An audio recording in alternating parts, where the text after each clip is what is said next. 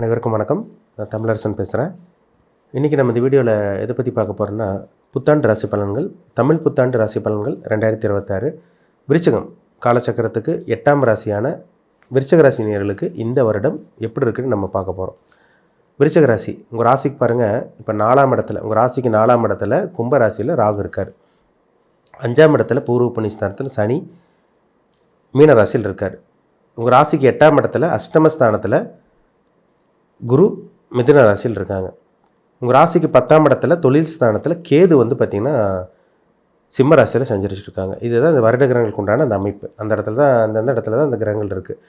அதனால தான் நம்ம வருட கிரகங்களுக்கு முக்கியத்துவம் கொடுத்து பார்க்குறோங்க. சரிங்களா, வருட கிரகங்களாச்சும் ஏதாவது நல்லது பண்ணாதா, ஒரு மாற்றத்தை கொடுக்காதான்னு ஒரு முக்கியத்துவம் கொடுத்து நம்ம பார்த்துட்ருக்கோம். ஏன்னா மாத கிரகங்கள் அப்பப்போ நகர்ந்துட்டு போயிட்டே இருக்கும். ஒரு மாதம் நல்லாயிருக்கும், 2 மாதம் நல்லாயிருக்கும், 3ஆவது மாதம் வேறு மாதிரி இருக்கும், அப்படி இப்படின்னு ஏற்ற இறக்கம் இருக்கும். ஆனால் சனி ஒரு ராசிலேருந்து இன்னொரு ராசிக்கு போகிறதுக்கு 2.5 வருஷம் டைம் எடுத்துக்குவார். ராகுகேது 1.5 வருஷம் எடுத்துக்குவாங்க. குரு 1 வருஷம் எடுத்துக்குவாங்க, டைம் எடுத்துக்குவார். அப்போ இந்த இதுலேயாவது மாற்றம் வரும்போதாச்சும் ஏதாவது நம்ம வாழ்க்கையில் மாற்றம் வராதா அப்படின்னு ஏங்கிட்டு இருக்கவங்க அதிகமான பேர் இருப்பாங்க. அதனால தான் அந்த வருட கிரகங்களுக்கு முக்கியத்துவம் கொடுத்து பார்க்குறோம். அது தமிழ் புத்தாண்டு பலனாக இருந்தாலும் சரி, ஆங்கில புத்தாண்டு பலனாக இருந்தாலும் சரி, நம்ம முக்கியத்துவம் கொடுத்து பார்க்குறது வருட கிரகங்கள் மட்டும்தான். ஏன்னா ஒரு இம்பேக்ட் இருக்குங்க. சரிங்களா, தொடர்ந்து நல்லா 1 வருஷம் 2 வருஷம் நல்லது நடந்தால் தொடர்ந்து நல்லது நடக்கும். இல்லை 1 வருஷம் 2 வருஷம் தொடர்ந்து கெட்டது நடந்தால் தொடர்ந்து கெட்டதாகவே நடக்கும். அதனால தான் அதுக்கு ஒரு நம்ம முக்கியத்துவம் கொடுத்து பார்க்குறோம். சரிங்களா, இந்த வருஷம் மாறுமா, இந்த வருஷம் மாறுமா, இல்லை மாறுமா மாறாதா அப்படின்னு ஒரு எதிர்பார்ப்போடு இருக்கும். அதனால தான் இந்த வருட கிரகங்களுக்கு ரொம்ப ஒரு முக்கியத்துவம் கொடுத்து பார்க்குறத ரொம்ப முக்கியம் கொடுத்து பார்க்குறோம். சரிங்களா, இப்போ இந்த வருடம் எப்படி இருக்குன்னு பார்த்தீங்கன்னா, இந்த வருடம் உங்களுக்கு சனிப்பயிற்சி கிடையாது. நிறைய பேர் கேட்டிருக்கீங்க சனிப்பயிற்சி நான் இந்த வருஷமானு கேட்டிருக்கீங்க. அப்படியெல்லாம் கிடையாதுங்க. 2027 சனிப்பயிற்சி நடுப்பகுதியில் வரும். 2027 நடுப்பகுதியில் தான் வரும். இந்த 2026 ஏப்ரல் மாதம், இந்த 2026 ஏப்ரல் 14ஆம் தேதி உங்களுக்கு தமிழ் புத்தாண்டு ஸ்டார்ட் ஆயிரும். ஸ்டார்ட் ஆன உங்களுக்கு 45 நாள் கழிச்சே பாருங்கள், உங்களுக்கு குரு பயிற்சி வந்துடும். ஆரம்பத்திலே உங்களுக்கு ஸ்டார்ட் ஆகி 45 நாள்லேயே உங்களுக்கு குரு பயிற்சி வந்துடும். எப்போ நடக்கும்னா ஜூன் மாதம் 2ஆம் தேதி குரு பயிற்சி நடக்கும். டிசம்பர் மாதம் 6ஆம் தேதி உங்களுக்கு ராகுகேது பயிற்சி நடந்துடும். அப்போ குரு எங்கே இருக்கார், உங்கள் ராசிக்கு 8ஆம் இடத்துல இருக்கார். அவர் 9ஆம் இடமான பாகிஸ்தானத்துக்கு உச்சநிலை அடைய போகிறார். சரிங்களா, பொதுவாகவே 8ல் இருக்க குரு விட 9ஆம் இடத்துல இருக்க குரு அதிர்ஷ்ட குருவாக உங்களுக்கு செயல்படும். பாக்கியஸ்தானத்தில் வரக்கூடிய குரு ஒரு தன்னம்பிக்கை கொடுத்துருவார், தைரியத்தை கொடுப்பாரு, விடாமரிச்சு கொடுத்துருவார், அதிர்ஷ்டத்தை அள்ளித்தரக்கூடிய குருவாக உங்களுக்கு இருப்பார். இதுதான் உங்களுக்கு நடக்க போகுது. சரிங்களா, அப்போ 8ல் இருக்க குரு பார்த்திங்கன்னா ஒரு சில பேர்த்துக்கு அசிங்கமான கொடுத்துருக்கும், தடங்களாக இருந்திருக்கும், அப்படியே பணம் வர்ற மாதிரி இருந்திருக்கும், வராமல் இருந்திருக்கும், நடக்கிற மாதிரி இருந்திருக்கும், நடக்காமல் இருந்திருக்கும். இந்த டைம் உங்களுக்கு என்ன நடக்கும்னா 9ல் குரு வரப்போகிறார். அப்போ 9ஆம் இடத்துக்கு குரு உச்சமடைகிறார். கடகராசிக்கு குரு உச்சமடைகிறது 12 வருஷத்துக்கு ஒரு தடவை தான் நடக்கும் அந்த அமைப்பு. அப்போ 9ஆம் இடத்துக்கு குரு வரனால என்ன நடக்கும்னா அதிர்ஷ்டங்கள் கிடைக்குங்க, லக்கு கிடைக்கும். லக்கு அடிக்க போகுதுன்னு அர்த்தம்.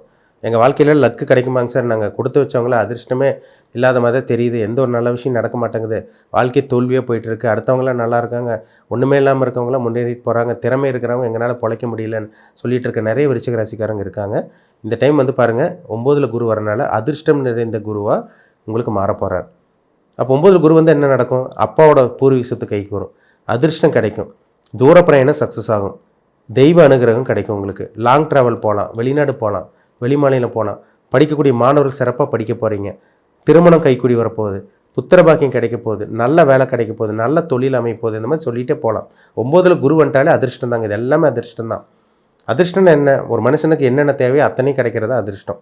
அப்போ அதிர்ஷ்டமே இல்லைன்னு சொல்லிட்டு இருக்கவங்க, வாழ்க்கை குறையோடு வாழ்ந்துட்டு இருந்தவங்களுக்கெல்லாம் ஒரு முன்னேற்றம், அதிர்ஷ்டம், லக்கு அடிக்கக்கூடிய ஒரு சிறப்பான ஒரு வருடம் இந்த வருடம் 2026.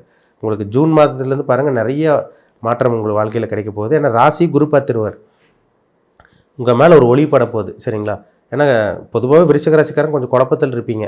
அங்கே 5ல் வேறு சனி இருக்கிறனால, மைண்டை குறிக்கிற இடத்துல வேறு சனி இருக்கிறனால ஞாபக மறதி இருக்கும், மனக்குழப்பம் இருக்கும், மன அழுத்தம் இருக்கும், குழந்தைங்கனால சங்கடம் இருந்திருக்கும் உங்களுக்கு. அதேமாதிரி பார்த்திங்கன்னா டல்லாக ஃபீல் பண்ணியிருப்பீங்க, மந்தமாக இருந்திருப்பீங்க, என்னடா வாழ்க்கைங்கிற மாதிரி போயிட்டு இருந்திருக்கும். உங்கள் ராசிக்கு பார்த்திங்கன்னா குரு பார்வை விழுகிறனால இது எல்லாமே மாறும் தலைகீழாக. ஏன்னா பொதுவாக விருச்சகங்கிறது ஒரு குழப்பம் தான். சரிங்களா, நீர் ராசியில் பிறந்தவங்களுக்கு சந்திரன் வேறு அங்கே நீச்சம் அடைகிறனால அதுவான ஒரு குழப்பம் இருந்துகிட்டே இருக்கும். ஒரு தெளிவான மைண்டில் இருக்க மாட்டீங்க. ஒரு 2 நாள் நல்லா இருப்பீங்க, 3ஆவது நாள் மூட் அப்செட் ஆயிடுவீங்க. அதுதான் விருச்சிக ராசிக்காரங்களோட கேரக்டர். சரிங்களா, ஒரு ஸ்டெடி மைண்ட் இருக்காது எப்போவுமே, அப்பப்போ குழப்பம் வந்துட்டு போகும். இப்போ உங்கள் ராசியை குரு பார்க்குறார். அப்போ ஒரு தெளிவு கிடைக்கும் இந்த டைமில் உங்களுக்கு. இந்த ஒரு காலம் ஒரு தெளிவு கிடைக்கக்கூடிய காலமாக இருக்கும். உடம்புல இருந்த அந்த பிரச்சனைகள், அந்த ஆரோக்கிய பிரச்சனையெல்லாம் உங்கள்கிட்ட விலகும். உடல் ஆரோக்கியம் சிறப்பாக இருக்கும்.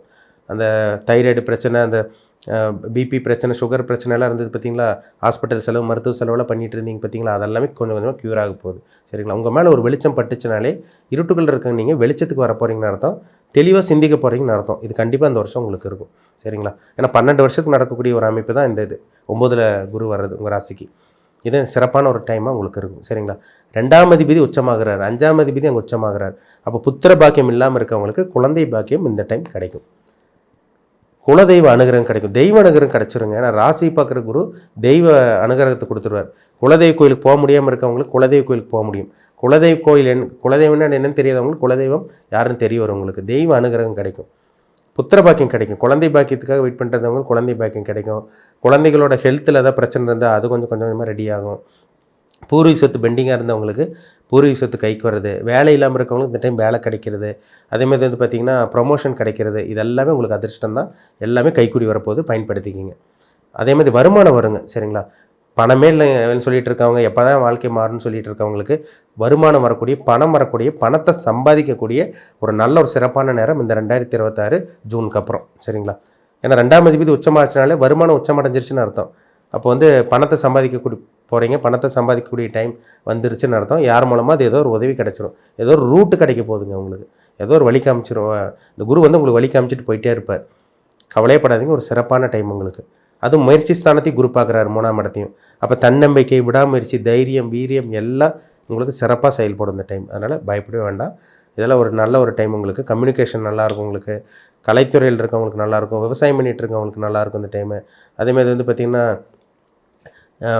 வேலையில் வந்து பார்த்திங்கன்னா ஒரு தோய்வாக இருந்தவங்களுக்கு, டல்லாக போயிட்டு இருந்தவங்களுக்குலாம் வேலையில் நல்லா சுறுசுறுப்பாக நல்ல வேலை செய்யக்கூடிய அந்த அமைப்பு உங்களுக்கு இருக்கும். வேலையில் இருந்த அந்த சங்கடங்கள் அப்படியே கொஞ்சம் கொஞ்சமாக மன அழுத்தம் எல்லாம் கம்மியாகும். அதேமாதிரி புதுசாக வேலைக்கு ட்ரை பண்ணிட்டு இருக்கவங்களுக்கு எதிர்பாராத விதமாக நல்ல வேலையை உங்களுக்கு கிடச்சிரும். இது எல்லாமே உங்களுக்கு கிடைக்கும் இந்த டைம். எடுக்கக்கூடிய முயற்சி எல்லாம் உங்களுக்கு சக்ஸஸ் தான். சரிங்களா? 5ல் குருவோட பார்வை இருக்கிறதுனால அந்த மந்தமாக இருந்திருப்பீங்க, மைண்டே ஒரு அப்செட்டாக இருந்திருக்கும். அதெல்லாம் உங்களுக்கு ரூட்டு கிளியராக போகுதுங்க. குழந்தைகளை பற்றி கவலை, அவங்க வருங்காலத்தை பற்றி கவலை, என்னடா பண்ணுவாங்க, என்னென்னமோ நம்ம நினச்சிட்டு இருந்தால் நான் வாழ்க்கை இப்படி ஆகிப்போச்சு. குழந்தைகளை பற்றி வருத்தத்தில் இருந்த விருச்சிகராசினியர்களுக்கு குழந்தைகளை பற்றி அந்த வருத்தம், கவலை எல்லாம் உங்களை விட்டு விலகி ஒரு சுபமான ஒரு வாழ்க்கை, ஒரு சந்தோஷமான ஒரு வாழ்க்கை வாழக்கூடிய தருணம் இந்த தருணம். பயன்படுத்திக்கங்க. ஒரு சிறப்பான டைம் உங்களுக்கு. அது 4ல் இருக்கிறாக 3ஆம் இடத்துக்கு வந்துடுவார் டிசம்பர் 6ஆம் தேதி. அதுவும் உங்களுக்கு குரு பார்வை இருக்கிறனால அது உங்களுக்கு ஒரு குருட்டு தைரியத்தை கொடுக்கும் ராகு. சரிங்களா? முயற்சி ட்ரை பண்ணுறது எல்லாமே உங்களுக்கு சக்ஸஸ் தான் உங்களுக்கு. 10ல் இருக்க கேது 9ஆம் இடத்துக்கு போயிடுவார். அது குருவோடு இருக்கார், கேள யோகம்னு சொல்லுவாங்க. 9ல் கேது போய் உங்களுக்கு குருவோட இருந்துச்சுனாலே பணக்கார யோகம்ங்க. திடீர் பணக்காரனாக மாறுது, சடனாக அப்படி ஒரு 3-4 மாதத்தில் வந்து பார்த்திங்கன்னா வாழ்க்கை சேஞ்ச் ஆகுறது, இந்த மாதிரிலாம் உங்களுக்கு நடக்கும். அதுவும் வந்து உங்களுக்கு இந்த 45 நாளுக்கு அப்புறமே உங்களுக்கு ஒரு மாற்றத்தை கண்டிப்பாக இந்த தமிழ் புத்தாண்டுக்கு அப்புறம் நீங்கள் பார்க்க போகிறீங்க. அதுக்குண்டான ஒரு சிறப்பான ஒரு வருடம் இந்த 2026ஆம் ஆண்டு. சரிங்களா? பயன்படுத்திக்கிங்க. இது ஒரு நல்ல ஒரு காலகட்டமாக உங்களுக்கு இருக்கும். சரிங்களா? ராகு கேது பயிற்சி உங்களுக்கு நல்லா இருக்குது, குரு பயிற்சி உங்களுக்கு அட்டகாசமாக அருமையாக இருக்குது. சனி மட்டும் உங்களுக்கு இந்த வருஷம் நடக்காது, 2027 நடுப்பகுதியில் தான் நடக்கும். அதனால் அதை நினச்சி பயப்பட வேண்டாம். இந்த வருடம் ஒரு நல்ல ஒரு வருடமாக விருச்சிக ராசிக்காரங்களுக்கு ஒரு மாற்றம் நிறைந்த வருடமாக, வாழ்க்கை மாறக்கூடிய ஒரு சிறப்பான ஒரு வருடமாக இந்த வருடம் குரு பயிற்சியும் ராகு கேது பயிற்சியும் உங்களுக்கு அமைச்சு தருங்கிறதுல சந்தேகமே கிடையாது. இருந்தாலும் உங்கள் தனிப்பட்ட ஜாதகத்தை பாருங்கள். நீங்கள் என்ன நட்சத்திரம்னு பாருங்கள் ஃபஸ்ட்டு. நீங்கள் என்ன விசாக நட்சத்திரத்தில் பிறந்திருக்கீங்களா, இல்லை வந்து பார்த்திங்கன்னா அனுஷ நட்சத்திரத்தில் பிறந்திருக்கீங்களா, இல்லை கேட்ட நட்சத்திரத்தில் பிறந்திருக்கீங்களா, என்ன தசாபுத்தி போகுது, உங்கள் வயசு என்ன, அதுக்கு தகுந்த மாதிரி இப்போ உங்கள் வாழ்க்கை போயிட்டுருக்கும். பிறப்பு ஜாதகத்தை மீறி வேறு எதுவுமே வேலை செய்யாதுங்க. அதுதான் உண்மை. கிரகங்கள், பிறப்பு ஜாதகத்தில் கிரகங்கள் எப்படி இருக்குது, நீங்கள் எப்படி என்ன வர வாங்கிட்டு வந்திருக்கீங்க, என்ன கர்மாவில் பிறந்தீங்க, நல்ல கர்மாவில் பிறந்திருக்கீங்களா, கெட்ட கர்மாவில் பிறந்திருக்கீங்களா, இப்போ உங்களுக்கு தசாபுத்தி எப்படி போயிட்டுருக்கு, நல்ல கிரகங்களோட தசாபுத்தி போயிட்டுருக்கா, கெட்ட கிரகங்களோட தீய கிரகங்களோட தசாபுத்தி போயிட்டுருக்கு, அதுதான் உங்கள் வாழ்க்கையை தீர்மானிக்கும். அதுபடி தான் உங்களோட தலையெழுத்து போகும். அதனால் உங்கள் பிறப்பு ஜாதகத்தில் என்ன தசாபுத்தி போகுது, இப்போ என்ன டைம் உங்களுக்கு போயிட்டுருக்கு, நேரம் நல்லா போயிட்டுருக்கா, நெகட்டிவாக போயிட்டுருக்கா, ஏன்னா கோச்சார பலன் உங்களுக்கு பக்காவாக இருக்குது. உங்கள் சுய ஜாதகம் நல்லா இருந்தால் தான் நீங்கள் முழுமையான பலன் அனுபவிக்க முடியும். கோச்சார பலன் நல்லா இருந்து உங்களுக்கு சுய ஜாதகம் சரியில்லைன்னா அது முழுமையான பலன் நம்ம அனுபவிக்க முடியாது. அதனால் உங்கள் ஜாதகம் மட்டும் நல்லா இருந்துச்சுன்னா இந்த வருஷம் கண்டிப்பாக விருச்சிக ராசிக்காரங்க ஒரு முன்னேற்ற பாதையை நோக்கி போகக்கூடிய ஒரு அதிர்ஷ்டம் நிறைந்த ஜாக்பாட் அடிக்கக்கூடிய ஒரு நல்ல ஒரு சிறப்பான வருடமாக தான் உங்களுக்கு இருக்கும். அதனால் உங்கள் தனிப்பட்ட ஜாதகத்தை செக் பண்ணுங்கள், எப்படி போயிட்டுருக்கு, நேரங்காலமெல்லாம் எப்படி போயிட்டுருக்குன்னு உங்கள் பிறப்பு ஜாதகத்தை பார்த்து செக் பண்ணிக்கோங்க. அது ரொம்ப ரொம்ப முக்கியம். சரிங்களா? மீண்டும் அடுத்த பதிவில் சந்திக்கும் வரை உங்களிடமிருந்து விடைபெறுவது உங்கள் சோதரர் தமிழரசன். நன்றி, வணக்கம்.